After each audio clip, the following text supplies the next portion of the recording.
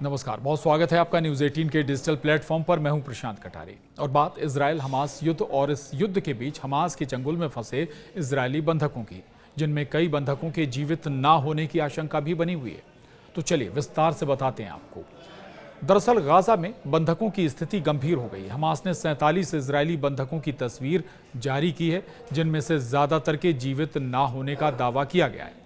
Hamas ने कहा कि नेतन्याहू सरकार ने युद्ध विराम समझौते को ठुकरा दिया, जिससे बंधकों की जान खतरे में पड़ गई है। अब गाजा में चल रहा इजराइल हमास युद्ध एक बार फिर बेहद खतरनाक मोड़ पर पहुंच गया है। हमास ने शनिवार को एक तस्वीर जारी की, जिसमें 47 इजरायली बंधकों को दिखाया गया है। दावा तो यह भी किया गया है कि इनमें से ज्यादातर इजरायली बंधक अब जिंदा नहीं हैं। यह तस्वीर विदाई संदेश के तौर पर साझा की गई है, जिससे यह संकेत मिलता है कि बंधकों की जान खतरे में है। वहीं हमास ने जो तस्वीर जारी की, उसमें सभी 47 बंधकों को दिखाया गया है और हर बंधक को रॉन अराड नाम से चिन्हित किया गया है।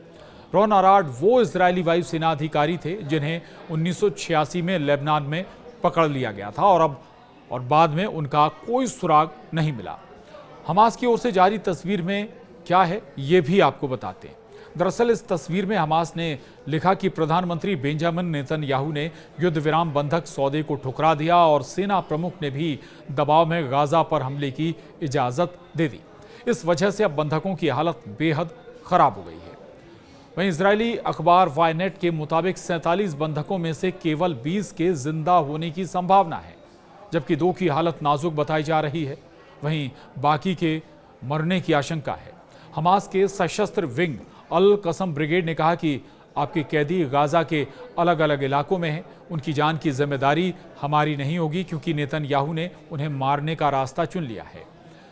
उन्होंने धमकी दी कि अगर इजराइल का हमला जारी रहा तो बंधकों का हश्र भी रॉन अराड जैसा ही होगा, यानी ना जीवित मिलेंगे और ना ही मृत। इससे पहले जनवरी से मार्च 2024 के बीच हुए युद्ध विराम में हमास ने 30 बंधकों को छोड़ा था, जिनमें 20 नागरिक, 5 सैनिक और 5 थाई नागरिक थे।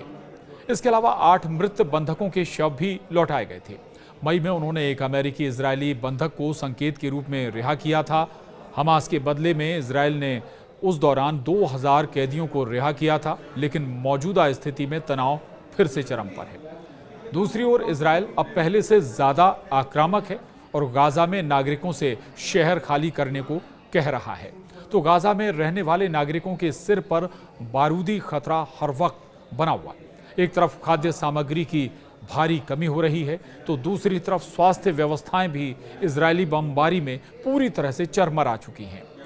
इधर एक बार फिर गाजा सिटी में शुक्रवार देर रात इजरायली हमलों में कम से कम 14 लोगों की मौत हुई।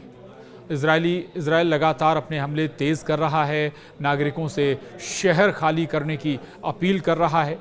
इसी बीच पश्चिमी देशों में भी गाजा युद्ध को लेकर नाराजगी बढ़ रही है। कुछ देश अब संयुक्त राष्ट्र महासभा में फिलिस्तीन को स्वतंत्र देश के रूप में मान्यता देने की तैयारी भी कर रहे हैं।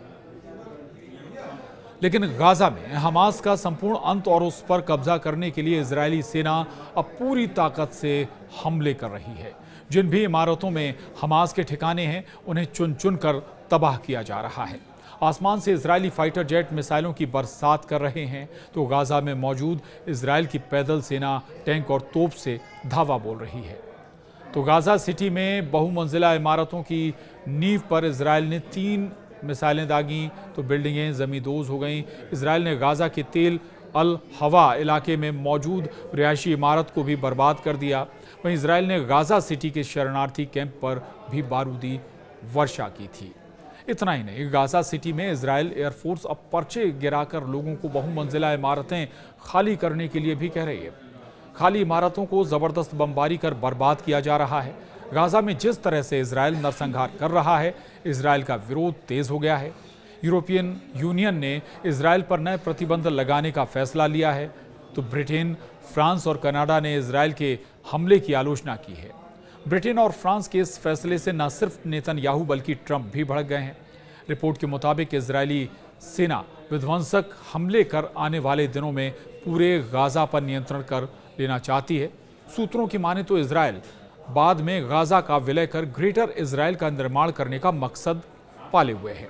लेकिन इजराइल का ये सपना इतना आसान भी नहीं है। हालांकि इतना ज़रूर है, कोशिश ज़रूर है कि जो बंधक हैं उन्हें जल्दी से छुड़ा लिया जाए, क्योंकि जैसे जैसे समय बीतेगा और जो बंधक हैं हमास के पास, इजरायली बंधक हैं, उनके जीवित रहने की संभावनाएं धीरे धीरे कम होती जाएंगी। आज के लिए इतना ही। नमस्कार।